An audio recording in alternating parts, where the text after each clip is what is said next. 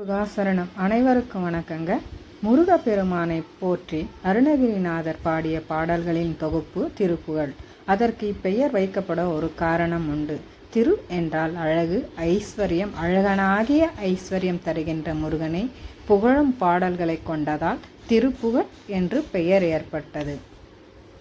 முருகன் திருவடிப்பட்டு அனுகிரகம் பெற்ற ஒப்பற்ற பாமாலைதான் தித்திக்கும் திருப்புகழ். கந்தவேலின் திருவடிகள் 3 இடங்களில் பட்டன. ஒன்று மயில் மீது, 2 தேவர் தலையின் மீது, 3வது திருப்புகழ் ஏட்டின் மீது. எத்தனையோ சிறப்புகள் மிக்க திருப்புகளை இடையறாத அன்புடன் ஓதினால் முருகன் நம் வயப்படுவான். திருப்புகளை ஓத ஆசைப்பட்டாலே போதும். எத்தனை பாவங்கள் புரிந்தாரேனும் பாவ நாசகனாகிய குமரக்கடவுள் தரிசனை உண்டாகுமே பாவங்கள் முழுவதும் நீங்கி தூயவராவார். திருப்புகழின் சந்தத்திற்கு இணையான ஒன்று எந்த மொழி இலக்கியத்திலும் இல்லை. விந்தையான சந்தம் கொண்ட சிந்தை கவர்வது சங்கத்தமிழின் தலைமை புலவனாம் குமரவேலை சந்தத்தமிழ் பாடி திருப்புகழ் ஆக்கியவர் அருணகிரிநாதர். நம் பிறவி பந்தங்களை வல்ல சங்கத்தமிழ் நூல் திருப்புகழ். பேரின்ப பெருவெள்ளம் அது படிப்போரை பக்தி வெள்ளத்தில் திக்குமுக்காட செய்யும் தெய்வீக தேனை அருணகிரியின் இலக்கியம். முருகன் திருவருளை வேண்டி சந்தக்கடல் என்ற கூறுமளவில் பல ஆயிரம் பாமாலைகளை முருகன் திருவடியிற் சூட்டி மகிழ்ந்தார் அருணகிரிநாதர். இன்று நமக்கு கிடைத்தவை 1328 திருப்புகழ் பாடல்களே. முருகப்பெருமானின் திருத்தல மகிமைகளை பாடிய தேன் தமிழ், சங்கத்தமிழ், அருணதல பாதபத்மம் அனுதினமே துதிக்க அரியத்தமிழ் தானளித்த மயில் வீரனின் திருப்புகளை ஒரு நாளைக்கு ஒரு திருப்புகளாயினும் மறவாவது பாட வேண்டும். முருகன் திருப்புகளை அன்போடு அனுதினமும் பாடினால் ஆறுமுகம் தோன்றும், அவன் ஏறுமயில் தோன்றும், எழில் தோன்றும், ஞானம் பெறலாம், நலம் பெறலாம், எந்நாளும் வானும் அரசால் வரம் பெறலாம். பக்தியோடு படிப்போர்க்கு இவை யாவும் நிச்சயம் கிடைக்கும். கருமேனி தாங்காமல் திருமேனி தாங்கி வந்த வள்ளலை போற்றி திருப்புகழ் அமிர்தத்தினை பருகி விதியையும் வென்றிடுவோம்.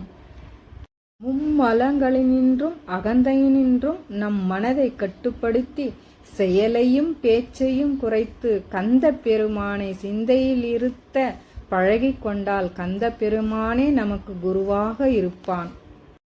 அந்த குருபரனின் திருவருளும் நமக்கு கிட்டும். அருணகிரிநாதர் அருவியென பொழிந்த ஆறுமுகன் திருப்புகழை சந்தம் முந்தும் செந்தமிழில் கந்தனை போற்றிய பேரின்ப சுவையை அருள முதத்தினை ஓதி உணர்ந்து மகிழ்ந்து துதித்து உமைபாலன் திருவருள் பெறுவோமாக. வாங்க, இன்றைய திருப்புகழ் 108வது பழனி திருப்புகழுங்க.